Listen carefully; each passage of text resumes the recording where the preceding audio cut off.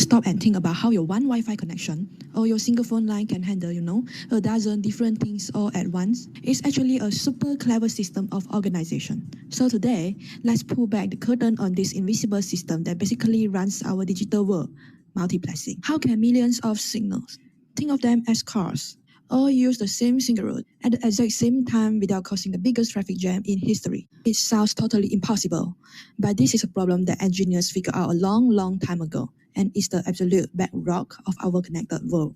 The easiest way to wrap your head around this is to forget about signals for a second and start thinking about the packages. Yeah, logistics. At its heart, multiplexing is a logistic problem. So for this whole explainer, we are going to use a simple analogy about a massive delivery system to make it all make sense. Okay, so welcome to our information superhighway. We are going to break down exactly how sending data is pretty much just like sending a package from one end of the country to the other. If you get this analogy, trust me, you will get the whole concept of multiplexing. Alright, here's our cheat sheet for today. Think about it like this. The actual thing you want to send, let's say it's a bulk. This is the message signal. The box you put it in, the parcel, we'll call it as the time slot.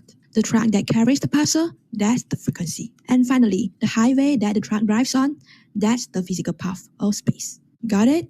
Book, parcel, truck, highway. So let's start with our first method, and it uses the trucks and the highway. What if to stop traffic jam from ever happening, you just gave every single truck its own dedicated lane? That's it. That's the entire idea behind something called frequency division multiplexing, or FDM for short. And this really is the perfect way to picture it. A multi-lane highway gives every car its own space, right? Well, FDM gives every signal its own unique frequency band. It's just like a private lane just for your data, making sure nobody bumps into anyone else. And what's really cool is how this works in the real world. It's not random. There's a whole system for binding these lanes together super efficiently. You can see here in this hierarchy, which is based on the international standards. Okay, now let's take the same idea and kick it up a notch. What if your signals weren't radio waves, but were actually beams of light traveling down a fiber optic cable? Well, you use the exact same principle, but we give it another name. Wavelength division multiplexing. It's just FDM, but for light. And this visual just nails it. Think of every signal as a different color of light. WDM technology uses something kind of like a prism to combine all these different colors, red, green, blue, into one single beam. Set it down the fiber, and then another prism at the other and split them all back out. It's like having hundreds of different color trucks all driving in the same lane at the same time, but they never ever touch.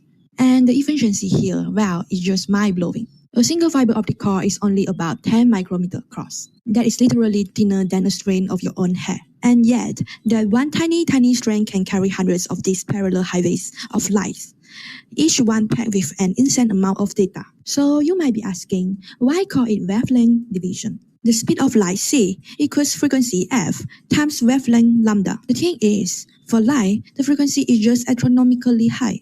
We are talking hundreds of trillions of cycles per second. It's just way easier for engineers to measure and work with the light wavelength instead. It's just purely practical choice. Okay, so far we have given everyone their own lane on the highway. But what if you only have one lane to work with? Well, we have to switch up our strategy completely. Instead of dividing the space, what if we divide up the time? And this brings us right back to our parcel analogy. The key ingredient here is the time slot. Imagine that single line highway only lets one truck go by every second. Well, time division multiplexing, or TDM, gives the first truck the road, or just a tiny fraction of that second. Then the second truck gets its turn, then the third, and on in a constant repeating loop. Each truck gets its own little sliver of time to use the road. So let's look at a real-world example, like a standard digital phone line. It creates these little frames that have a bunch of time slots. Most of those slots are carrying tiny little pieces of different phone calls, and then a couple of slots are used for control signals, like caller ID and stuff. Your voice gets sampled thousands of times a second,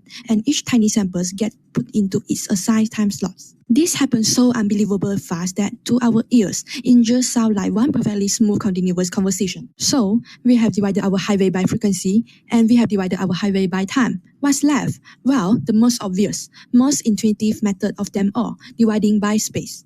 I mean, think about it. If one highway gets too crowded, what's the first thing we do in the real world? You build another highway right next to it. That's it. That's literally the entire concept of space division multiplexing, SDM, simple as that. And we do this in a couple of ways. The most straightforward way is just running more physical cables or more fiber optic lines. But the really cool, modern way to do it, is with smart antennas that can actually form multiple focus beams through the air, basically creating several separate invisible highways between the transmitter and the receiver. And there you have it. That's the invisible traffic system that powers pretty much everything we do online. By being super clever about how we divide our frequency, time, and space, we can achieve the kind of incredible efficiency that our modern connected world absolutely depends on. So let's just recap everything with our analogy. FDM gives each track its own private lane. WDM is high-tech cousin use different color tracks. TDM makes all the passers take turns on a single lane road. And SDM, well, it just builds more highway. 4 different approaches to solve the same logistic problem. So why should any of this matter to you? Well, because this technology is literally building our future. It means a world where a surgeon in New York can perform robotic surgery with 0 lag on a patient in Tokyo. It means we can finally start to bridge the digital divide because we can pack more data into existing fiber, which lowers internet costs for rural and developing areas. And it means our smart cities can run on millions of sensors, all talking to each other at once, managing everything from traffic flow to air quality without any interference. Of course, anytime you have a technology this powerful, it's going to raise some important questions about its impact to our life. So for this final section, we are going to tackle some of the most common concerns and really separate this myth from the reality. Alright, let's just look at the facts. First up, health concern. The myth is that this high frequency can be harmful. The scientific reality? These are what's called non-ionizing waves. They simply do not have enough energy to damage our cells. Okay, second, privacy. People worry that if you are sharing a physical channel, your data is exposed. But in reality, these signals are mathematically separate. Think of them like invisible, parallel streams that need a specific digital key to be unlocked. And finally, the environment. You have think more data equals more pollution, right?